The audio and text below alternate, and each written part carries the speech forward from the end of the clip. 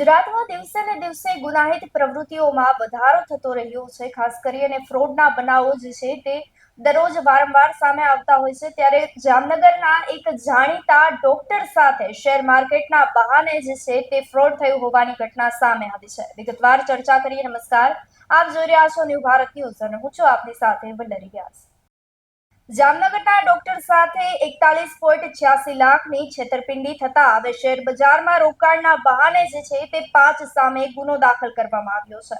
જામનગરમાં એક જાણીતા ઓર્થોપેડિક સર્જન સાથે શેર માર્કેટમાં રોકાણના બહાને ₹41.86 લાખની છેતરપિંડી આચરવામાં આવી હતી.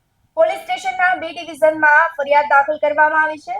શેર બ્રેકિંગ કંપનીના ડાયરેક્ટર સહિત 5 વ્યક્તિ સામે વિશ્વાસઘાત અને છેતરપિંડીનો ગુનો હાલ દાખલ કરવામાં આવ્યો છે. પાર્ક કોલોની વિસ્તારમાં રહેતા અંબર સિનેમા રોડ પર ઓર્થોપેડિક હોસ્પિટલ ચલાવતા ડોક્ટર કિશોર મહેશ્વરી એ ફરિયાદ દાખલ કરી હોવાનું હાલ માહિતી પ્રાપ્ત થઈ રહી છે.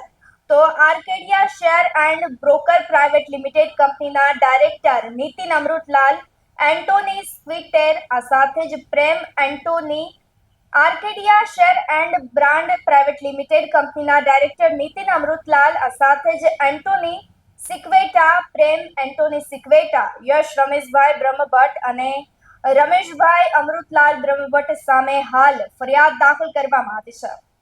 જામનગર શહેર સિટી બી ડિવિઝન પોલીસ સ્ટેશનમાં દાખલ થયેલી ગુનાહિત વિશ્વાસઘાતની ફરિયાદ મુજબ જે આ કામના ફરિયાદી છે એમના દ્વારા આ કામના આરોપીઓ આર્કેડિયા શેર અને બ્રોકર પ્રાઇવેટ લિમિટેડના ડાયરેક્ટર અને હોદ્દેદારો એમના ફરિયાદમાં જણાવેલ જુદી જુદી 6 કંપનીના શેરો જેની કુલ કિંમત આશરે 41,86,556 રૂપિયા જેટલી થાય છે એની ખરીદી કરેલ હોય, પરંતુ એ વ્યવહારો ફરિયાદીના ડિમેટ એકાઉન્ટના બદલે કંપનીના એકાઉન્ટમાં રાખેલા હોય અને તે પોતાના અંગત વપરાશમાં લઈ આરોપીઓ દ્વારા ફરિયાદી સાથે ગુનાહિત વિશ્વાસઘાત કરેલું હોય એ બાબતની ફરિયાદ સિટી બી ડિવિઝનમાં નોંધવામાં આવેલી છે, જેમાં ભારતીય ન્યાય સંહિતાની કલમ 316(5) અને 54 મુજબનો ગુનો દાખલ કરવામાં આવેલો છે.